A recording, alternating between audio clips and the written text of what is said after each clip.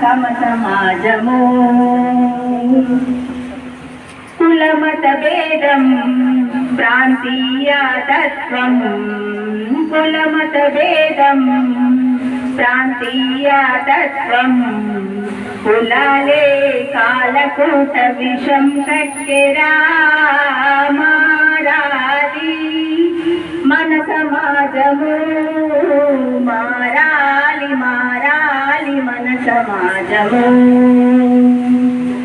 తరతరాలుగా సాంప్రదాయము పేరా తరతరాలుగా సాంప్రదాయము పేరా స్త్రీ జాతిని బానిసలుగా చేసినారు మారాలి మన సమాజము మారాలి మారాలి మన సమాజము రావాలి రావాలి రావాలి నవ సమాజము ప్రజాస్వామ్యము పేరా పదవుల వేట ప్రజాస్వామ్యము పేరా పదవుల వేట రగిలి రగిలి సమ సమాజ నాందియగునురా మారాలి మన సమాజము మారాలి మారాలి మన సమాజము రావాలి రావాలి సమ సమాజము. మరియు నాతోటి ఉపాధ్యాయులందరికీ నా యొక్క నమస్కారములు మరియు విద్యార్థినులకు నా యొక్క ఆశీస్సులు.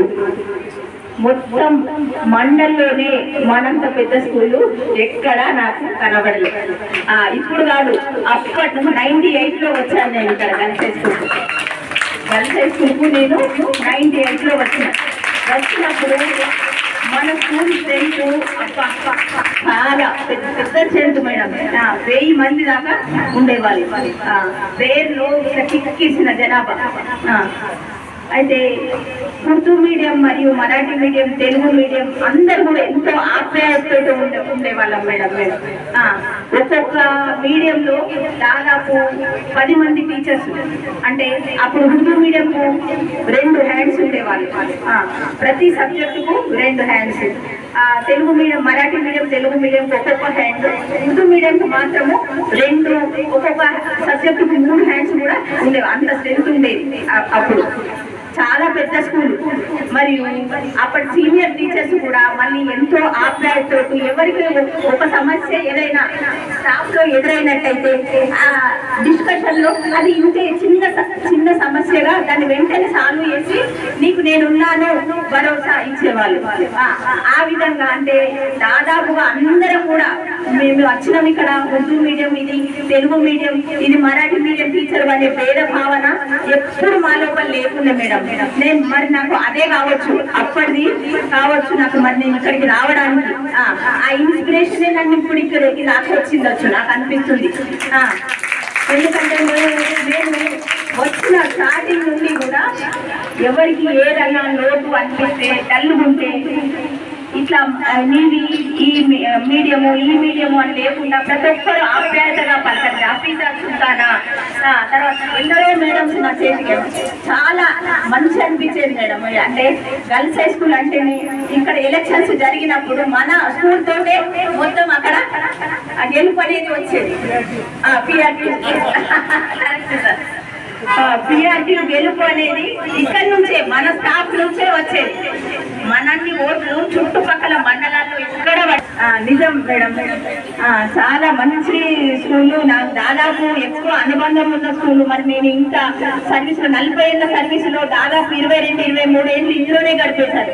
ఫస్ట్ మొదలు ఒక 10 ఇయర్స్, మళ్ళీ తర్వాత ఒక 5 ఇయర్స్, మొదలు 12-13 ఇయర్స్ ఇక్కడే గడిచింది. తర్వాత ఒక 10 ఇయర్స్ ముదోళ్ళకి వెళ్ళిన, మళ్ళీ 10 ఇయర్స్ ఇందులోనే గడిచిపోయింది. అయితే ఇంత పెద్ద స్కూలు మరియు మళ్ళీ నాకు 98లో ఉన్న స్టాఫ్ మళ్ళీ నాకు కనబడ్డది. ఇప్పుడు 90 మధ్యలో నాకు కొంచెం అది మార్పు అనిపించింది. కానీ నేను స్టార్టింగ్ లో ఎట్లా ఉండేనో మళ్ళీ నాకు ఎండింగ్ లో కూడా అదే ఆప్యాయత అనేది నాకు మా స్టాఫ్ లో కనబడింది. అయితే నా పదవి విరమణ మహోత్సవానికి చాలా వీళ్ళందరికీ నేను ఎంత అంటే ప్రతి ఒక్కరు ఒక 4 స్తంభాలాగా నిలబడి నా సన్మాన మహోత్సవాన్ని ఎంత ఆప్యాయతతో అనుబంధంతో ఒక టీచర్ కూడా మిస్ కాకుండా అందరూ వచ్చి నా ఆతిథ్యాన్ని స్వీకరించి పొద్దున నుండి సాయం 6-6:30 వరకు చిన్న పిల్లలున్న టీచర్స్, తర్వాత ఏజ్ ఎక్కువ వేరే ఊర్లకు వెళ్ళే వాళ్ళు కూడా ఆగి అంత వర్షం అందంగా కూడా వాళ్ళు నా కోసం నిలిచిందంటే వాళ్ళకి నేను ఎప్పటికీ కృతజ్ఞతలు. నా పరంగా నేను మర్చిపోలేను, వాళ్ళను ఎప్పటికి కూడా మర్చిపోలేను మేడం. దూర భారం అనుకోకుండా, వర్షం అనుకోకుండా అన్ని పనులు ప్రతి ఒక్క మేడం, ఇక్కడ తెలుగు మీడియము, ఉర్దూ మీడియము, అందరు మేడమ్స్ ప్రతి ఒక్క చిన్న పనిని కూడా ఎంతో ఆప్యాయతతో చేసిండు. అంటే బొబ్బెలు చేయడం కానీ, తర్వాత ఇవి రిబ్బన్స్ కట్ చేసి ఈ విధంగా తయారు చేయడం కానీ, అన్ని పనులలో కూడా నేను చెయ్యను అని అనకుండా, నాకు నేను అనకుండా టైం ఇచ్చి నా కోసం టైం ఇచ్చి నాకు ఎంతో ఆప్యాయత అనిపించింది. నా స్టాఫ్ అంటే అక్కడ నాకు నిండు కనబడది. నాకు అందరు ఒకేపు, మళ్ళీ నాకు అక్కడ నా పిల్లలు నా స్టాఫ్ రావడం, నాకు చుట్టుపక్కల వాళ్ళు రావడం ఒకేటైతే నాకు మా స్టాఫ్, ముఖ్యంగా మా స్టాఫ్ మొత్తం అక్కడ ఉండడం నాకు నేను మర్చిపోలేని సంగతి. ఇంతవరకు ఎప్పుడు కూడా అట్లా ఏ ప్రోగ్రామ్ లో కూడా ఎవరో 4-5 వచ్చేవాళ్ళు, కానీ ఇప్పుడు మొత్తం మన స్టాఫ్